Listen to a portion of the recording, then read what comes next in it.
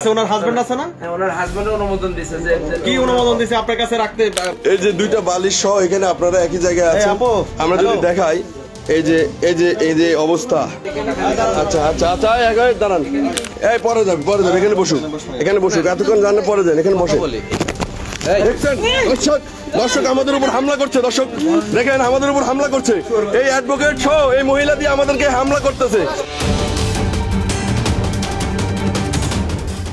নিজে আইনজীবী অথচ পুরো এলাকার আইন যেন তার ঘরের দরজায় থেমে যায়। মধ্যরাতে পরের স্ত্রী নিয়ে একই রুমে ধরা পড়লেও তিনি গণমাধ্যমকে উল্টো মামলার ভয় দেখান।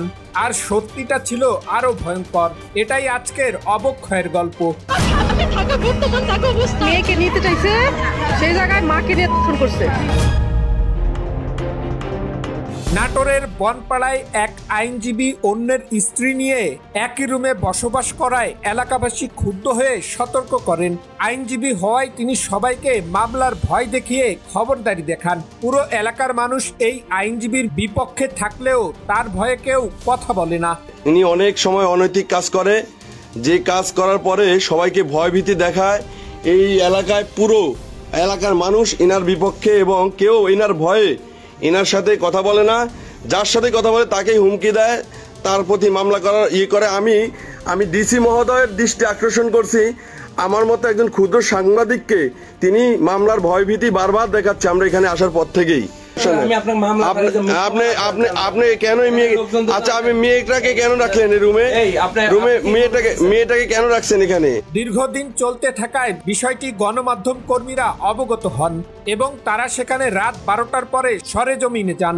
পরে তারা ওই আইনজীবী ও মহিলাকে একই রুমে দেখতে পান। কে হয়? আপনারা প্রোডাক্ট দেওয়ার জন্য রাখছেন, আপনার চিকিৎসা করেন। কে হয় আপনার? কে হয় এটা? কে হয়? কোথায় নেবেন আপনি এখন? কে হয় বলেন? রুমে কেন রাখছেন বলেন? এ কে হয় আপনার? কে হয় আপনার বাসায় যে রাখছেন? আপনার কে হয়? ওনার বাপ মা এখানে নিয়ে এর আগে কাজে ওনার হাজবেন্ড আছে? ওনার হাজবেন্ড আছে না? হ্যাঁ, ওনার হাজবেন্ড অনুমোদন দিয়েছে যে কি অনুমোদন দিয়েছে আপনার কাছে রাখতে? আপনি কি বেডে রাখতে বলছে? গায়ে পড়ে এটা কথা বলছে। মহিলা আপনার কে হয় আইনজীবীকে প্রশ্ন করলে তিনি প্রথমে বলেন আমার ক্লায়েন্ট, পরে বলেন সে আমার কাজের মহিলা। আপনার কি হয়? আপনার কি হয়? উনি আমার কাজের মেয়ে হয় এখন। কাজের মেয়ে হিসেবে আছে এখানে। কাজের মেয়ে হিসেবে আছে? কাজের মেয়ে কি রকম ধরনের কাজের মেয়ে? ভাত রান্না করে, বাচ্চাকে স্কুলে দেয়। আপনার রুমে আপনার স্ত্রী কোথায়? উনি আছে মেডিকেলে। কিছুক্ষণ আগে যে বললেন আপনার ক্লায়েন্ট, অবশ্যই ক্লায়েন্ট হিসেবে আসি কাজের মেয়ে হয়েছে। এই জন্য এখানে শোনো তো, এই জন্য এখানে শোয়ান, একই জায়গায় এখানে শোয়ান। কাজের মেয়ের জন্য আপনাকে রুমে রাখবেন, একই রুমে রাখবেন? আচ্ছা আপনি একটু বলেন, আমরা চলে যাবো। আপনার কাজের মেয়ের জন্য কি একই রুমে রাখছেন? একই রুমে না, ওই আলাদা রুমে আমার আলাদা রুম কি? হ্যাঁ, আলাদা রুম কি? বিষয়টি বুঝতে পেরে ওই মহিলা ভিন্ন আচরণ শুরু করেন। কি হয়েছে? এই ম্যাডাম কি হয়েছে আপনার? আপনি এখানে কেন? এই ম্যাডাম কি হয়েছে আপনার? আপনি এমন করছেন কেন?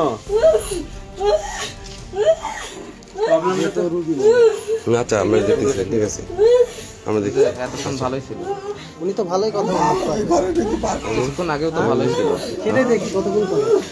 কেন তাকে এখানে রাখা হয়েছে প্রশ্ন করা হলে আইনজীবী সাংবাদিকদের উপর ক্ষিপ্ত হন। হুমকি দিচ্ছেন কেন? আপনি হুমকি দিচ্ছেন কেন? না আপনি এইভাবে আমাদের তারা আসতেছেন মারার জন্য। ফার্স্টে আপনি অসহায় মেয়েকে আপনি এই বেডে রাখতে পারেন? এই বেডে রাখতে পারেন না? বেডে রাখতে পারেন না? বেডে রাখতে পারেন? অসুস্থ হয়ে পড়ে আছে, মারা যাওয়া। ওনার স্বামী আপনার কাছে রাখতে বলছে? ওনার স্বামী আপনাকে রাখতে বলছে? না বললে আমি অসগুবি আমার কাছে রাখতে বলছে। আমার আচ্ছা একটু ধরো তো। এই ঘরটা কি? আমাদের কাছে তো ভিডিও আছে, যখন আমরা আসি তখন তো এই মেয়েকে এই ঘরেই পাইছি। এই ঘরে পেয়েছি আমরা, এই ঘরে তো পাইছি, ভিডিও তো আছে নাকি? ভিডিও আছে আমাদের কাছে। একই ঘর তো। এই যে দুইটা বালিশ সহ এখানে আপনারা একই জায়গায় আছেন। আমরা যদি দেখাই এই যে অবস্থা। আচ্ছা আচ্ছা আচ্ছা দাঁড়ান, এই পরে যাবে এখানে বসুক এতক্ষণ জানলে পরে যান, এখানে বসে। দেখছেন দর্শক, দর্শক আমাদের উপর হামলা করছে। দর্শক দেখেন আমাদের উপর হামলা করছে, এই অ্যাডভোকেট সহ এই মহিলা দিয়ে আমাদেরকে হামলা করতেছে, আমাদের হামলা করতেছে। এই ভিতরে ঢুকেন, ভিতরে ঢুকেন, ভিতরে ঢুকেন, এই ভিতরে ঢুকেন, আমাদের বাইরে এই আমাদের উপর হামলা করছে, অ্যাডভোকেট সহ এই মেয়ে আমাদের উপর হামলা করছে। এই ভিতরে ঢুকেন, এই ভিতরে ঢুকেন, ভিতরে ঢুকেন, ভিতরে ঢুকেন, ভিতরে ঢুকেন, এই ভিতরে ঢুকেন। এই তুমি বের করে দিচ্ছ কেন? তুমি বের করে দিচ্ছ কেন? তুমি বের করে দিচ্ছ কেন? ভিতরে ঢুকা, ভিতরে ঢুকা, ভিতরে ঢুকা, ভিতরে ঢুকা, ভিতরে ঢুকা। এরাই বাবা আমাদের উপর হামলা করতেছে।